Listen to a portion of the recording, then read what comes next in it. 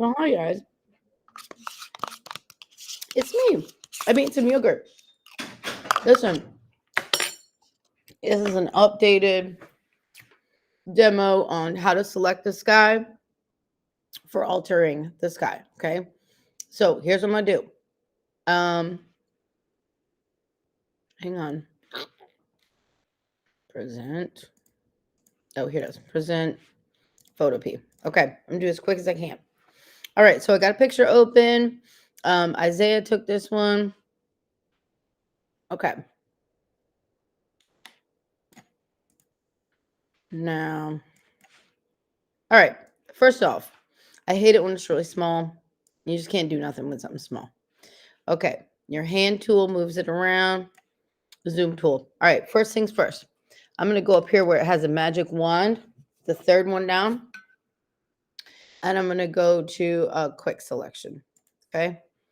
Right now, this tool says that it is set to 15 at the size little thing. That's way too small. So I'm going to turn it up, make it a little bigger, make it a lot bigger, probably like that big. And I'm just going to click on the sky. All right. Now you got those little squiggly lines. So that means you got a selection, but it's selected pretty much the entire picture. So I'm going to go to negative, which is up here, and I'm going to click on the ground and see if I can't get it to just like not select the ground. And actually that is a heck of a lot better. Okay. Now you can use this little plus minus thing. You can zoom in, and using that, you can use the hand when you want to move around. See how this little corner isn't selected? You can go to quick selection. You can go to the plus. I'm gonna make it a little bit smaller, and then you can add stuff like this. Hi, Texas students. This is your class senior president. Anyways, oops. All right, go to the hand, go down here. Okay, quick selection. You can add stuff like this. It'll add it. Now, if it gets worse or gets all messed up, go over to the history palette and go back. Okay. So the first thing I do is I use the hand tool. I go around and I try to get the real obvious stuff with the quick selection, plus and minus. So when I say minus, when you use the minus tool, obviously right now I'm adding stuff to the sky. When I use the minus tool, I'm going to be taking stuff out of the sky. Now down here, you can see we got some problems. Like this tree right here. This isn't part of the sky. It shouldn't be there. I can try this, but it could be bad.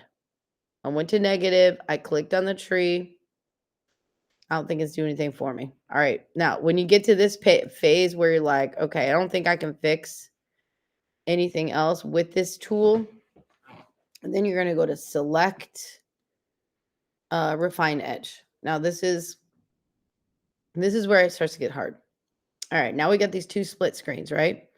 Those clear little jaunts right there, that means those little gray and white boxes means it's gone. It's cut out. It's cleared. It doesn't exist. The blue is what we're focused on because we're trying to make a copy of our sky is what we're trying to do. So you can see that it's not bad, but it's definitely not done. So I'm going to make this tool just a little smaller. I'm going to zoom in to my image, which each computer is different. I'll show you how, but it's really just the mouse that zooms in. I'm going to use the hand tool to move it around. This area looks good up until right here. Now, here's what you're going to do. On this side, it's clear. I don't want it to be clear. I want it to be blue. So what I'm trying to do is add it to my selection. And even though you're going to think you should use these, you don't. You use these, white, gray, and black. Click on the white. Go to this part that needs to be added and click on it on the left. And then it shows up on the right. Okay, I'm going to turn this a little bit smaller. It's not that useful when it's that big. We got a problem over here for sure. So I'm going to go down here. And what I want to do is bring this back into the blue. You do have to give it a minute. Don't be clicking around and freaking out because it'll freeze up.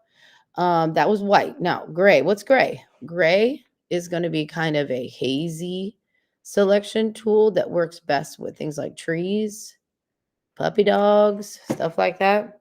You click on it, you wait, and there it appears, okay? I usually will do the white tool first and get out the real obvious stuff, and then switch to the gray tool, and I basically do all the trees with the gray tool. You've also got things like this pole right here. You got to decide what you want to do with it. I will usually just run gray over it and just kind of keep it, but in like a fuzzy way. The gray tool is great because it kind of covers up mistakes. So right now I'm gray tooling all around this tree, the whole tree, especially around the outer edges of the tree. You got to gray tool it. The gray tool will make it look transparent like a tree really is. Okay, now let's wait a sec, see what it does. There you go. Okay, I can see right here I got a spot that needs to be gray tooled on this top of this tree because right now it's coming out a little too much green, but good. All right, now you're basically going to keep working around your object this way.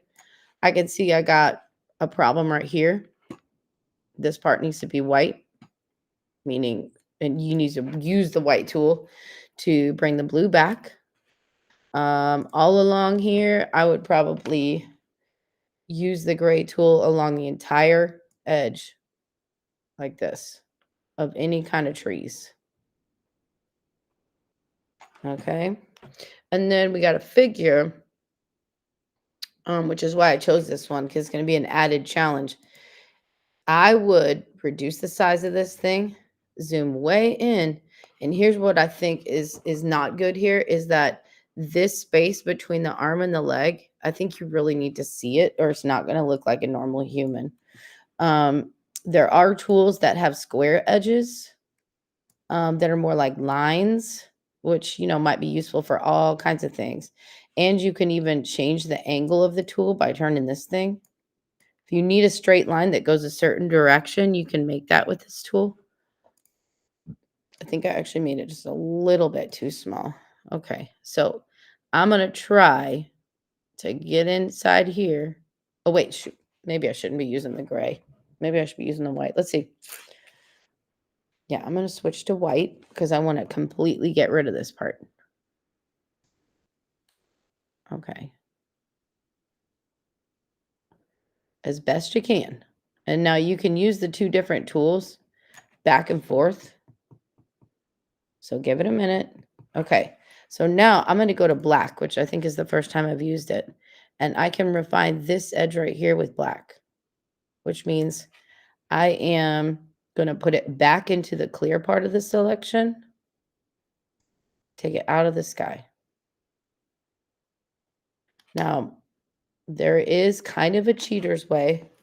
If this isn't working out for you, it's frustrating and you can't seem to get it, you can use the gray tool.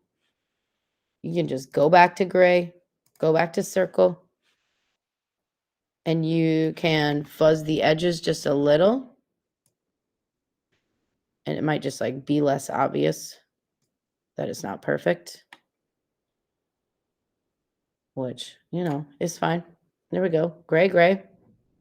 Now, I'm not going to be able to do this whole thing because it's super boring, but I think I've used all the tools that you need to use, hopefully. So anyways, what do you do next? Now, let's say it's time to go and you're not done. Well, this is extremely important, extremely important. If you don't save things in exactly the right steps, you're done for. It's going to be completely deleted. So here's step one. Step one, actually, I can type it out. I'll make a sign for you. Step one is go up here where it says new layer and go to selection. This is key. This is absolutely key. If you don't change that, you've lost the whole selection. Go to selection right here and then push OK. And now what it's done is it's turned all that work you did back into a selection. Now, go to select, um, go to select, save selection, and give it a name. I'm going to call it, my own name. That's the easiest thing to do. Push OK. Then go to save as PSD. Do not export it as a JPEG. It will get rid of all of it. You click save as PSD. I'm going to put this on the desktop. And then, honestly, just to make sure nothing bad happens, I would go ahead and pull it also into the Google Drive, like, too, because actually a couple of the computers have crashed. And I have had to replace them already just this week. And if it crashes, obviously you lose your work too. So if you put it on Google Drive, then you haven't lost your work. Then you're good to go. Now, when it's all done, that is a different video.